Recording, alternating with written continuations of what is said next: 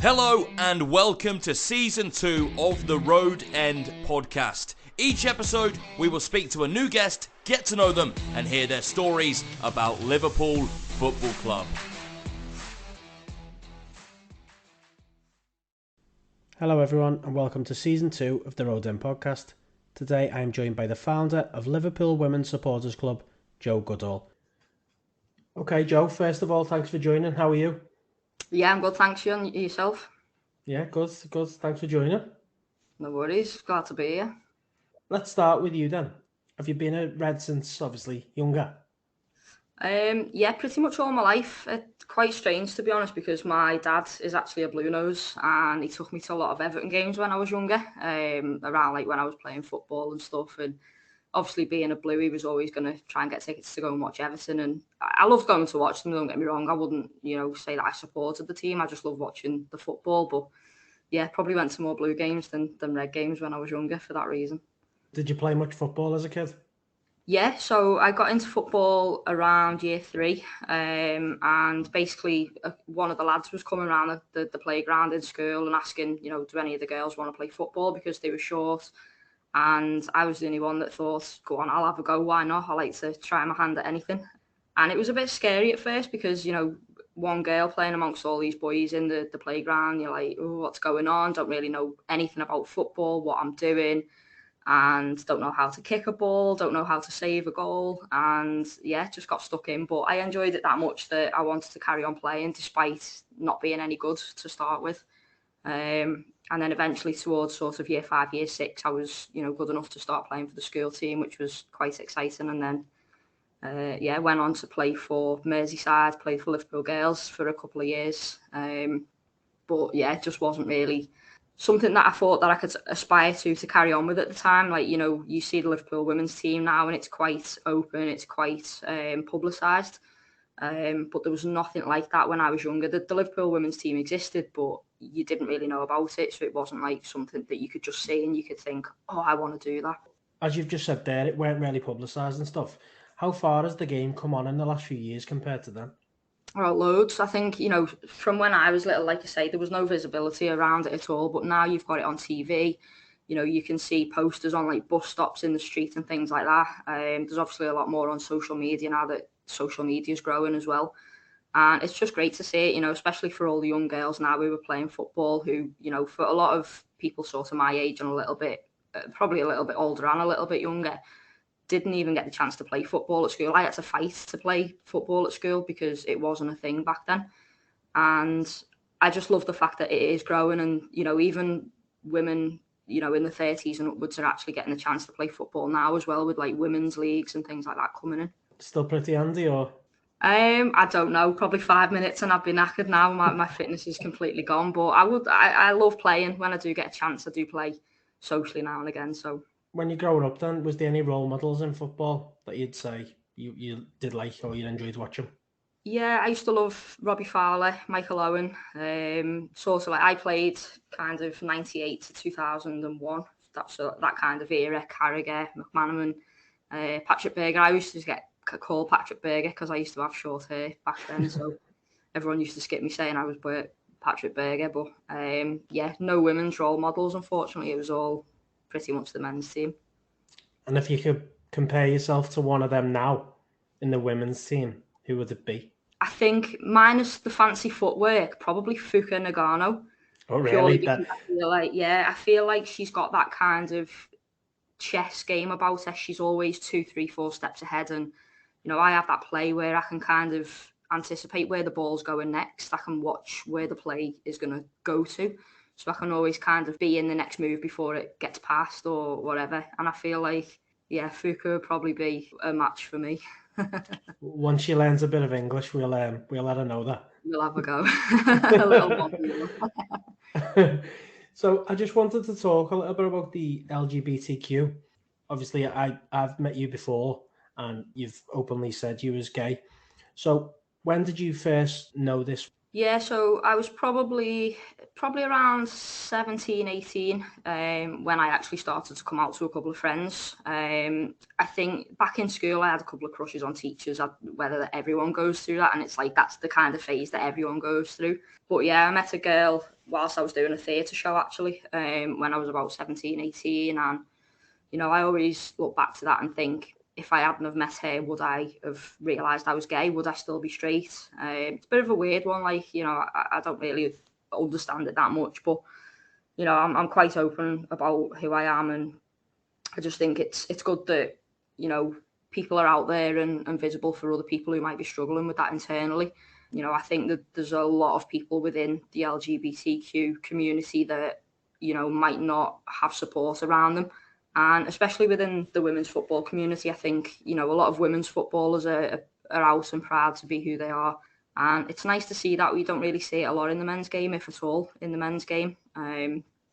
So it's nice just that, there's people out there visible for other people to kind of look up to and know that they can feel a little bit safer at the game if that's what they're going through at the minute. Well, you mentioned that the men's game, and, I've been around the women's game and I've watched a lot of the games, and I've seen that it is quite a common thing, and it's, it is in everyday life now. Why do you think the men's game is still so hesitant about it, and why do you think it's not as, let's say, out there in the men's game?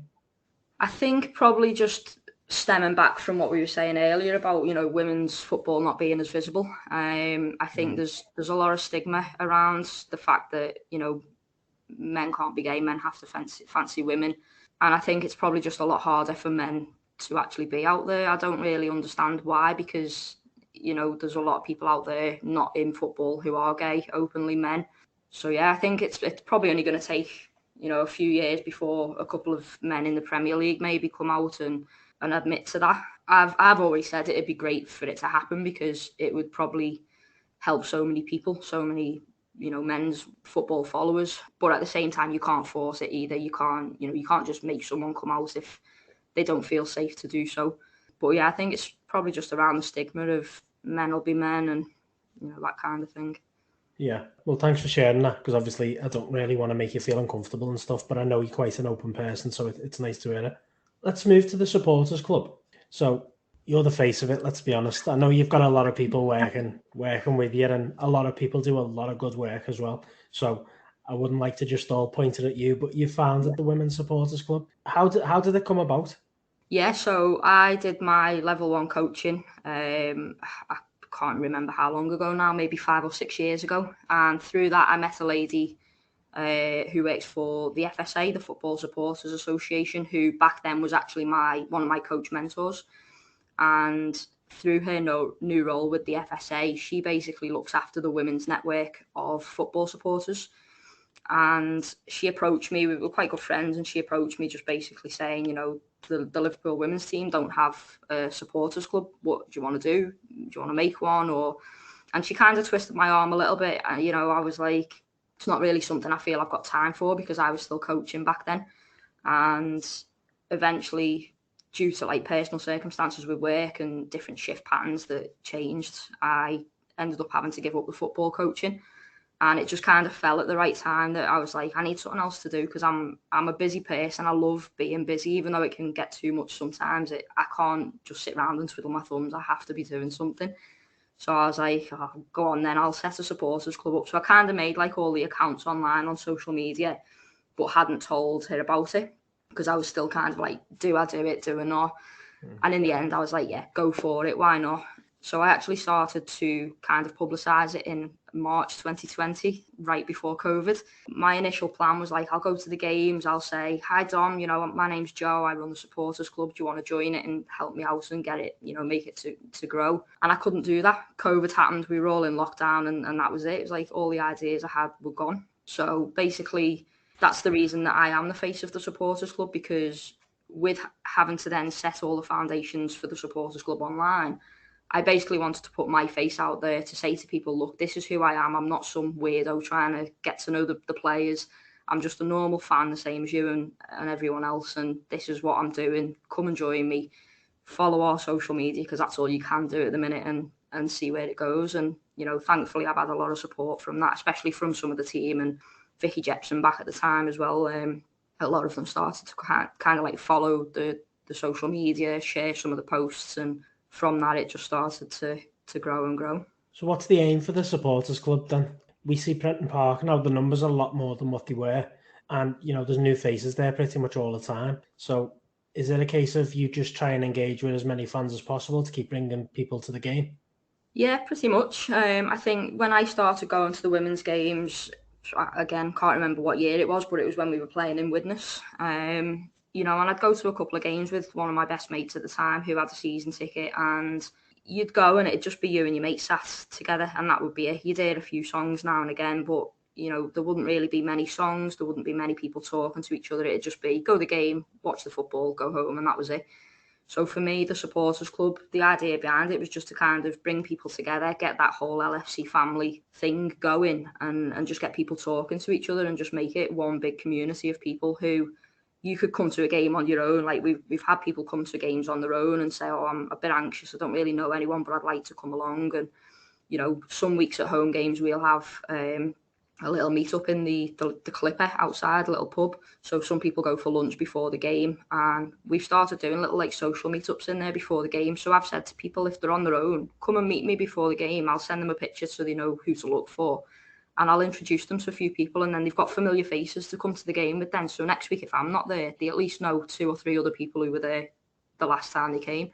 And it's great to see how much it's grown over the last couple of years. Like we've got such a nice big core group of members now from the supporters club who will sit together at the games when they can. They'll go on the away bus when they can. And even outside of football, you'll see like people will go and watch Liverpool Feds play, or they'll go and watch England play together, and just try and make things happen outside of football because they've actually made friends as opposed to just football friends. I noticed that Liverpool are trying to find a base, basically, for either a new training ground or an actual ground itself for the ladies' team, women's team. Do you know any more on that? If you do, you probably can't spill it, but is it going to be over this side of the water? So I know that they've got 2 or 3 potential sites that they're looking at for a training ground. So I don't think there's any scope to look at a new actual ground at the moment, but the training facility, they're still looking at 3 facilities. And there's not been any updates on that at the minute. They're just basically trying to work out which one's going to be the best long term. But until we get any updates on that, then that's all we can say at the minute. But I'm hoping that the supporters club can have a sort of inside access to it when it does happen. I know the club do like media days for like journalists and stuff to go along and ask questions to players and things like that. But I'm trying to, fingers crossed, we can sort something so it's like a supporters club access only type of thing. But we'll see what happens with that. Do you know the AXA? Was you disappointed when the ladies' team weren't based from there? Yeah, I think that sort of happened just as I'd set up the supporters club around about the same time. So I didn't really know anything about it before that. I was going to watch the women's games, but I don't really pay much attention to like news and stuff like that. It's not really my cup of tea. Mm-hmm. I just like going to football and watching it, and that's it. But I think knowing what I know now with how it all happened, I think there's a lot of new people within the club working behind the scenes on stuff, and I think they definitely missed a trick with AXA.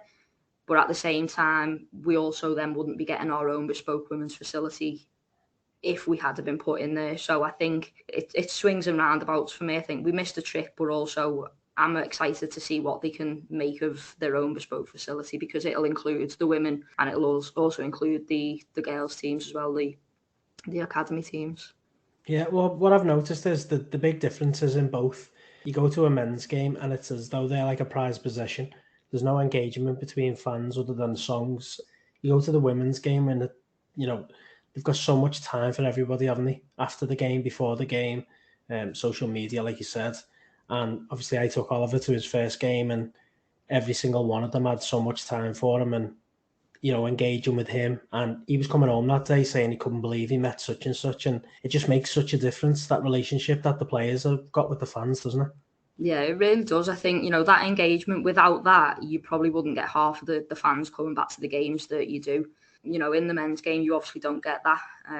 The odd occasion, you might get a player coming over and throwing a shirt to you or something like that. But in the women's, I think the fact that you can get like photos and stuff with them after the game, you can get autographs. It's wholesome, because again, like we didn't have that visibility as young kids, for me. And if I'd have had something like that, it might have given me something to aspire to look up to and have them idols. And I think for the young kids now who are doing that, including boys as well, it's not just the girls, and I think it just gives young kids a lot of respect for them as well. And I think growing up, they'll have the respect for women's football, and hopefully over the next lot of generations coming in, that sort of like stigma around women's football and women's sport will change, and it'll actually improve it for the better as well. So that it's not just about the interaction; it's also about like what's coming in the future from it as well.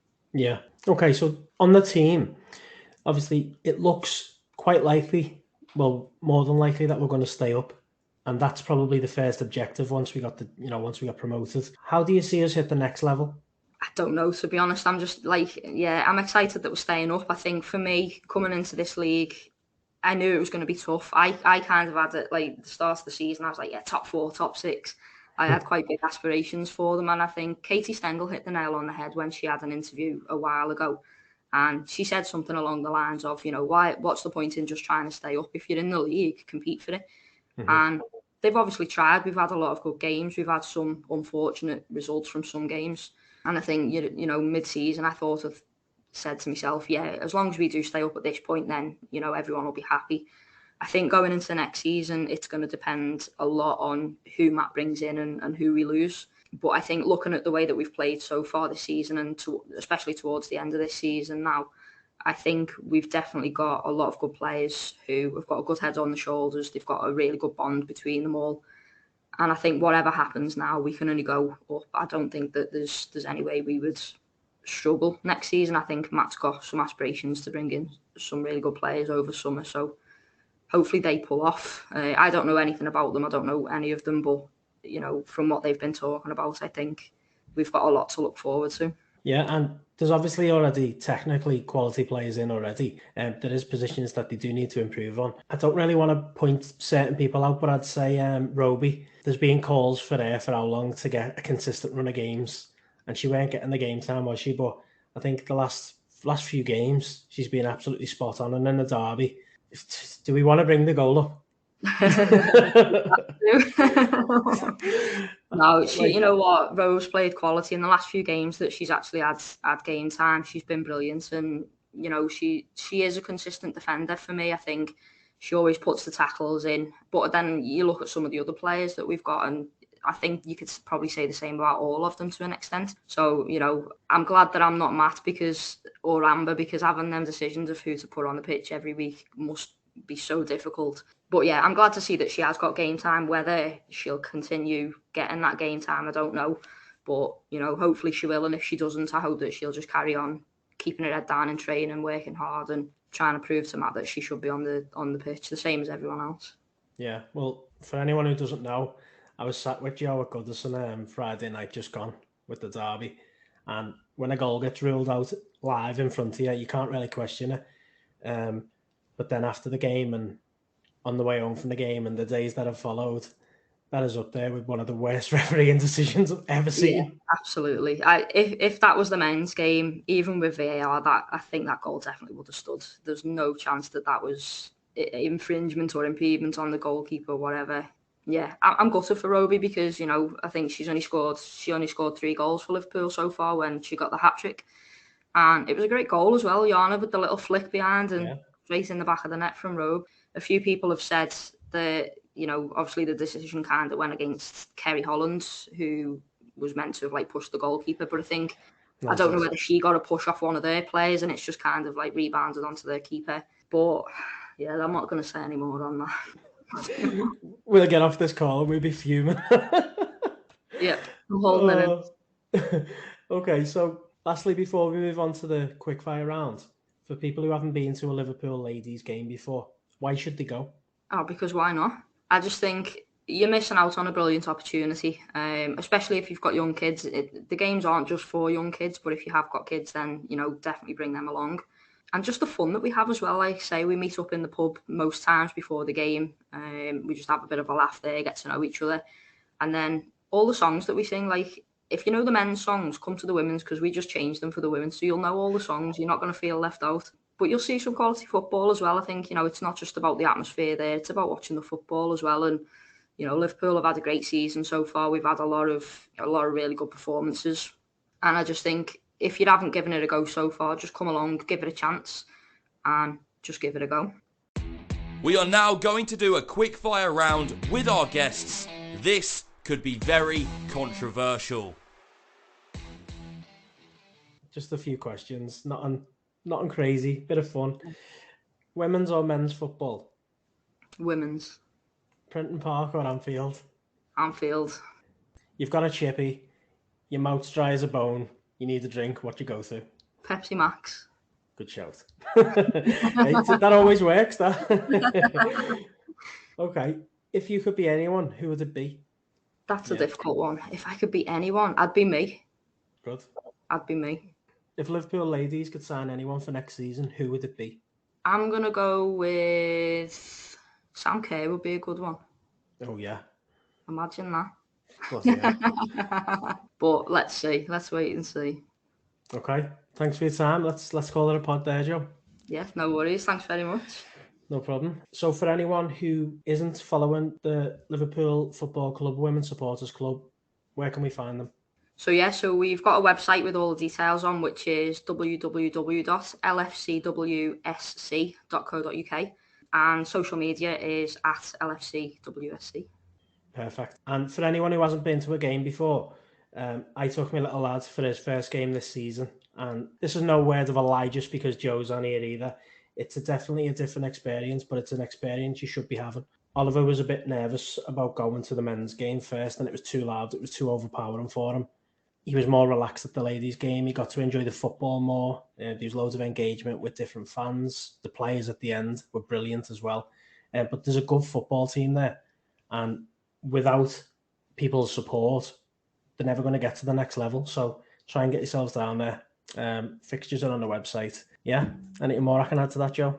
No, like you say, it is a different experience from the men's. It's a lot more, it is more family orientated and child friendly. And I just think anyone should experience it. We do have kids coming with headphones as well, if they're sensory, got sensory issues and stuff. But yeah, it's just such an inclusive environment, and you'd be stupid to miss out. All right, let's finish there. Thanks for your time. You're welcome. Thanks to everyone for listening in to today's podcast, and thank you to our amazing guests. Without them, this wouldn't be possible. Don't forget to follow us on social media, twitter.com/The Road End Pod, and on Instagram, Instagram/The Road End Pod.